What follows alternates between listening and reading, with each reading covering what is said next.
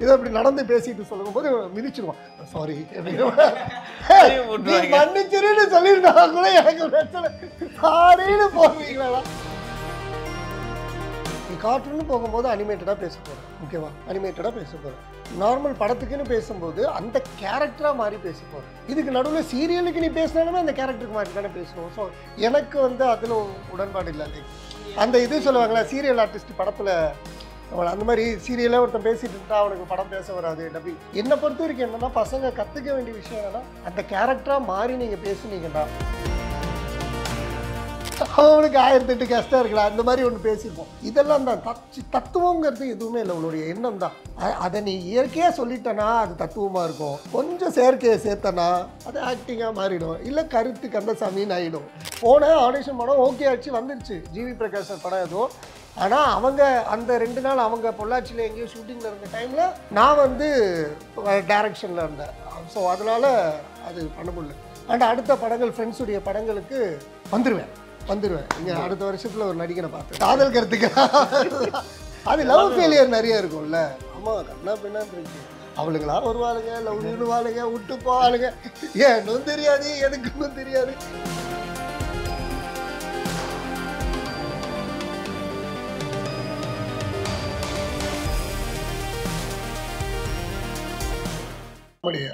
நான் இப்போ இந்த செட்டே பயங்கர உங்க 2 பேரும் உட்கார வைக்கிறதே பயங்கர ஒரு மாதிரி என்ன சொல்றது, பயங்கரமா இருக்கா? இந்த செட்ல எப்படி இருந்துச்சு? எப்படி இவங்க எல்லாரையும் வச்சு இந்த அவுட்டை கொண்டு வர்றது போராட்டமா இருக்கு? இல்ல லைக் இது பழைய மாதிரி டப்பிங்னு வச்சுக்கோங்க.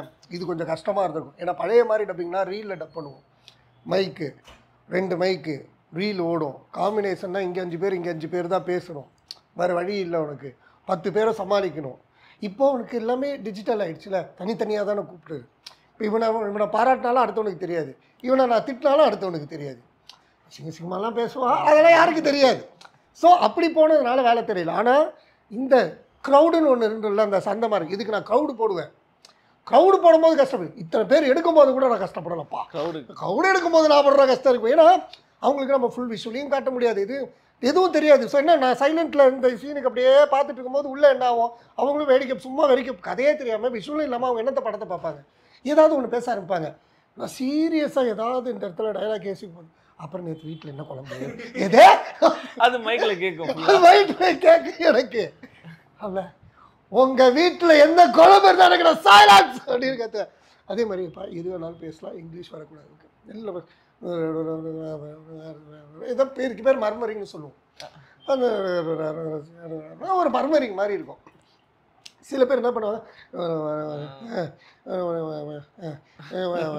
அப்படின்னு ஒரு 10 நிமிஷம் சீனின்னு வச்சுக்கோ. இந்த 3 நான் காப்பி போடும்போது 10 நிமிஷம் அவனை பேச வைக்க மாட்டேன். 1 நிமிஷத்தில் நான் காட்டுப்பேன். 2 நிமிஷத்தில் தம்பி எவன்டா அப்படின்னு தேடணும்.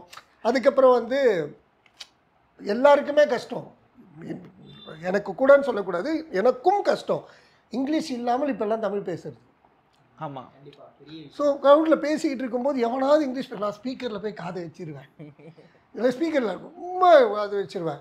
அது 1 give me அப்படின்ற ஒருத்தன், தம்பி யாராடே நீங்களா உண்மையை ஒத்துக்கங்கடா, அந்த பக்கெட் எடு, அதை எடுன்ட்டான். ஸோ அது பீப்பாடா, சாரியில அதே இப்படியே போயிட்டு இருக்கும்போது திடீர்னு இவங்க இதை அப்படி நடந்து பேசிட்டு சொல்லும் போது மிதிச்சிருவான். சாரி மன்னிச்சிருன்னு சொல்லியிருந்தா கூட எனக்கு பிரச்சனை, சாரின்னு போடுறீங்களா? ஸோ அந்த மாதிரி கஷ்டங்கள் பட்டிருக்கோம். இப்போ இதே டீம் நீங்க முன்னாடி சொன்ன மாதிரி அந்த ஃபிலிம் ரோல்ல சப்போஸ் போறோம் அப்படின்னா எவ்வளவு நாள் ஆயிருக்கு, எவ்வளவு போராட்டம் இருந்திருக்கும்? எனக்கு தெரிஞ்சு இதுவே ஒரு 30 நாள் போச்சுன்னா அது ஒரு 2.5 மாதம் 3 மாதம் பண்ணியிருப்போம்.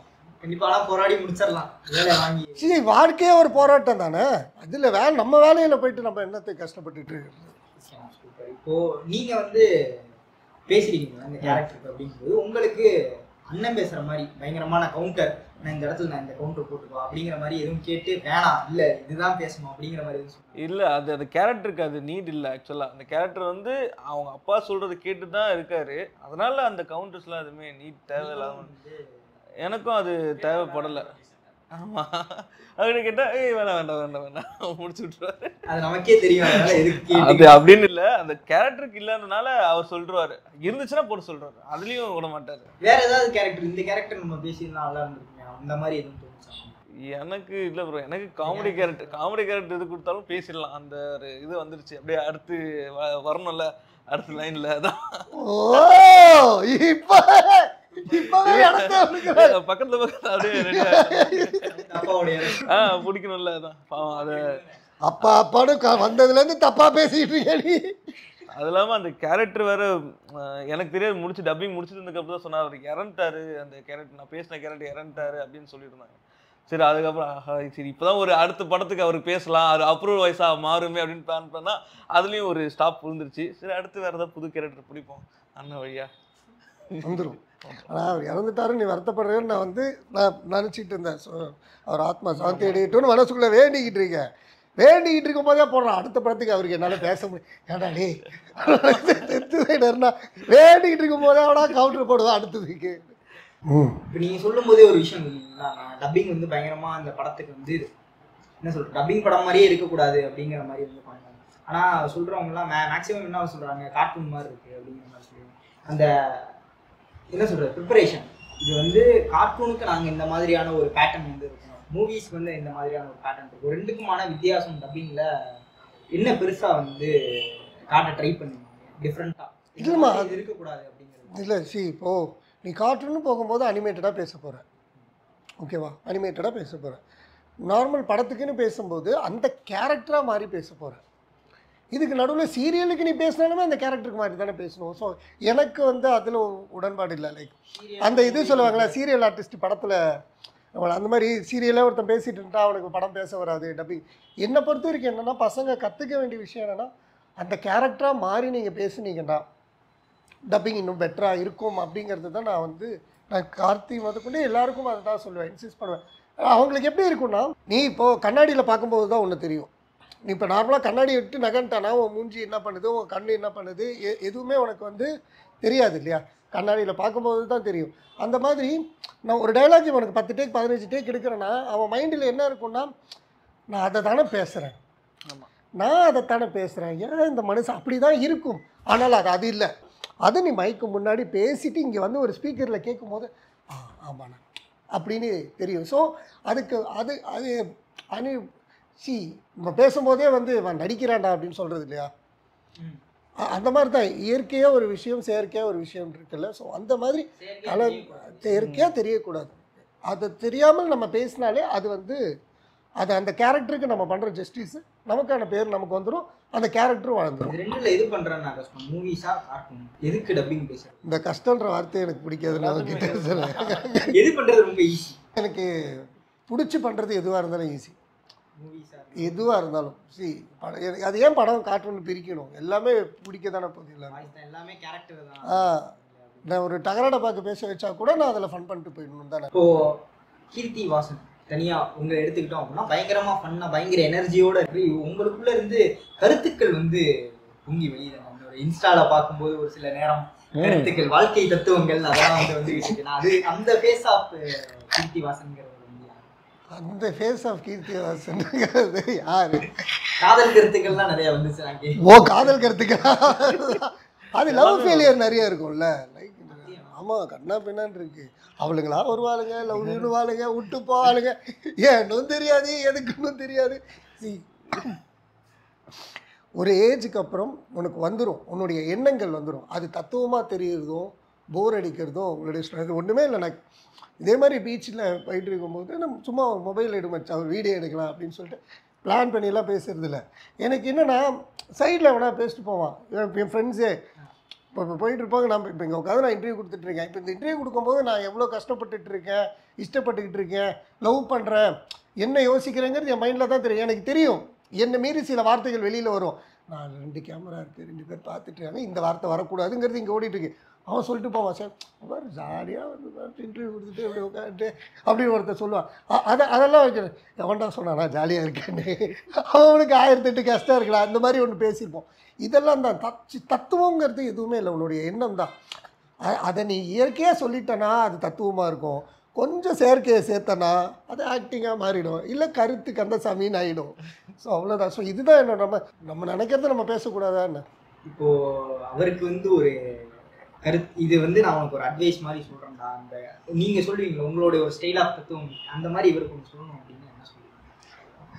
நான் கேட்கலான் இருந்தேன், நீ பத்தி நிறைய தெரியும், கூட இருக்க கேரக்டர் பத்தி நிறைய தெரியுங்களா, அதனால வந்து அவர் இல்லை அவனுக்கு சொல்லணும்னா ஒன்றே ஒன்று தான் சொல்கிறேன், தயவு செஞ்சு ப்ளீஸ் ஏதாவது சீரியஸாக டைலாக் சொல்லும்போது அதை நான் பேசிடுறேன், அதை எடுத்துறேன். அதான் அதான் சிரிப்பேன் முன்னாடி சிரிக்கும் போது எனக்கு அது மட்டும் வேணாம், அது மட்டும்தான் நான் கொடுக்குறேன் அட்வைஸ், வேறு எதுவும் இல்லை. கொஞ்சம் கவித்துவமா இன்ஸ்டால ஒரு சொல்ற மாதிரியான ஒரு எதையோ வாங்கணும்னு முடிவு பண்ணிட்டு பிளான் பண்ணி கேட்குறாருன்னு. இது கருத்தாக சொல்லணும்னா இப்போ ரீசெண்டாக நான் அதுதான் சொல்லுவேன், எல்லாத்துலேயும் சொல்லிட்டேன், இருந்தாலும் உனக்காக சொல்கிறேன். சுத்த தமிழில் சொல்லவா நார்மல் தமிழில் சொல்லவாப்பா? நார்மல் தமிழ்னா நீ யாருன்னு கேட்பாங்க, யாருக்கும் சொல்லாது, முடியாதுன்னு வாங்க, முயற்சி பண்ணாமல் இருக்காது, தோத்துருவேன் நாங்கள் தோத்துருவேன்னு சொல்லுவானுங்க, சத்தியமாக நம்பாத.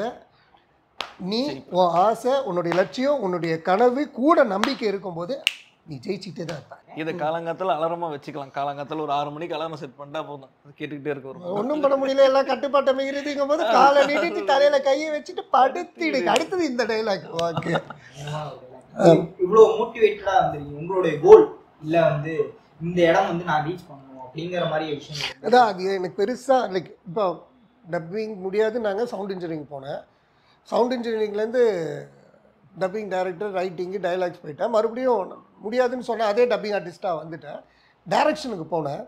சீரியலே ஒரு 500-600 எபிசோடு எடுத்துகிட்டு இல்லை, சீரியல் நம்ம கோல் இல்லை, படத்துக்கு வரலான்னு வந்தேன். படத்தில் ஒரு 2 வருஷம் போச்சு, படமும் எடுத்தாச்சு. பட் வேற ஒரு ப்ரொடியூசர், அவங்களுடைய எண்ணங்கள், அவங்களோட கருத்துக்கள், அதனால படம் ரிலீஸ் ஆகலை. அந்த 2 வருஷம் வீணாயிடுச்சுன்னா, அது வந்திருந்தால் வீணாயிருக்காது, வராததுனால அது வீணான மாதிரி தானே. அந்த 2 வருஷத்துக்கு முடக்கின ஓட்டத்தை ஓடணும். ஸோ அந்த சர்வைவல் ஃபிட்னஸ்ன்னு ஒன்று இருக்கும். ஸோ அதெல்லாம் பண்ணிக்கிட்டு இருக்கேன். ஆட் ஃபிலிம்ஸ் எடுத்துகிட்டு இருக்கேன். அடுத்தது ஒரு நல்ல ஒரு 2-3 கதை வச்சுருக்கேன், அதை டைரக்ட் பண்ணணும். அதுக்கு நடுவில் இந்த மாதிரி படங்கள் வந்துகிட்ருக்கு, அதையும் பண்ணணும். ஸோ இதுதான் அப்படின்னு ஒரு விஷயத்தை நீ வச்சுட்டேன்னா அங்கேயோட உன் லைஃப் முடிஞ்சிடும். சரி, அடுத்து இது பண்ணணும், அதுக்கப்புறம் என்னங்கிறத அதை பண்ணதுக்கப்புறம் யோசிக்கலாம், அப்படி அப்படின்னு வச்சுட்டோம். இதுதான் அப்படிங்கிறது என்னோட. கூடிய சீக்கிரம் ஒரு படத்துடைய டைரக்டரா கண்டிப்பாக பார்த்துடலாம். எனக்கு படத்துடைய டைரக்டரை தாண்டி உங்களை வந்து ஒரு ஆக்டரா, வாய்ஸ் ஆக்டரா பார்த்துட்டோம், ஆக்டரா பார்த்தா நல்லா இருக்கும். முயற்சி பண்ணிக்கிட்டு இருக்கேன். நான் இன்னும் யார்கிட்டையும் போய் கேட்கல. ஒரு படத்துக்கு வந்துருச்சு, போனேன், ஆடிஷன் படம் ஓகே ஆச்சு, வந்துருச்சு, ஜிவி பிரகாஷ் சார் படம் ஏதோ. ஆனால் அவங்க அந்த 2 நாள் அவங்க பொள்ளாச்சியில் எங்கேயோ ஷூட்டிங்கில் இருந்த டைமில் நான் வந்து டைரக்ஷனில் இருந்தேன். ஸோ அதனால் அது பண்ண முடியல. அண்ட் அடுத்த படங்கள், ஃப்ரெண்ட்ஸுடைய படங்களுக்கு வந்துடுவேன். இங்கே அடுத்த வருஷத்தில் ஒரு நடிகனை பார்த்துடலாம், வந்துடுறேன். எனக்கு டேரக்டரை தாண்டி நடிகனா அவங்களை பார்க்கணும்னு சொல்லிட்டு எனக்கு பர்சனலாக ஒரு ஆசை. கூடிய சீக்கிரம் நீங்களும் இன்னும் நிறைய கேரக்டர்ஸ் கண்டிப்பாக அடுத்து இப்போ அண்ணன் வந்து நடிக்க வந்துட்டார், டைரக்ஷன் பண்ணிட்டாரு அப்படின்னா அந்த இடத்த நீங்கள் எடுத்துக்கலாம்ங்கிற மாதிரி ஐடியா இருக்கு. நம்ம ஈவினிங் வந்து டப்பிங் பேசிடுவேன், உடனே ஷூட்டிங்கை முடிச்சுட்டு நைட் வந்து டப்பிங் பேசுவேன். சரி சொல்லு. நம்ம போகிற போக்கில் அப்படியே அது வர்றது பண்ணிக்கலாம். சூப்பர்ண்ணா. இதே மாதிரி இன்னும் நிறைய குவாலிட்டியான ப்ராஜெக்ட்ஸ் வந்து தமிழ் சினிமாவுக்கு கொடுப்பீங்க அப்படிங்கிற ஒரு நம்பிக்கை வந்து கண்டிப்பாக ஒரு பயங்கரமான சக்ஸஸ் கொடுத்துருக்கீங்க. கங்க்ராச்சுலேஷன்ஸ். அந்த டீமுக்கும் முதல்ல அந்த டைரக்ஷன் டீமுக்கும், ப்ரொடியூசர் டீமுக்கும், ப்ரொடக்ஷனுக்கும் நன்றியை சொல்லிட்டு, அப்படியே என்னுடைய டப்பிங் ஆர்டிஸ்ட்டுகளுக்கும், என்னுடைய டப்பிங் யூனியனுக்கும், என்னுடைய டப்பிங் குடும்பத்திற்கும், என்னுடைய ரைட்டர்ஸ் யூனியனுக்கும், மக்களுக்கும் நன்றிகளை சொல்லிக்கொண்டு உங்களிடமிருந்து இப்போதைக்கு விரைபடுவது உங்கள் கீர்த்திவாசன். அன்குண்டு கார்த்திக். தேங்க்யூ. பார்த்தீங்களா?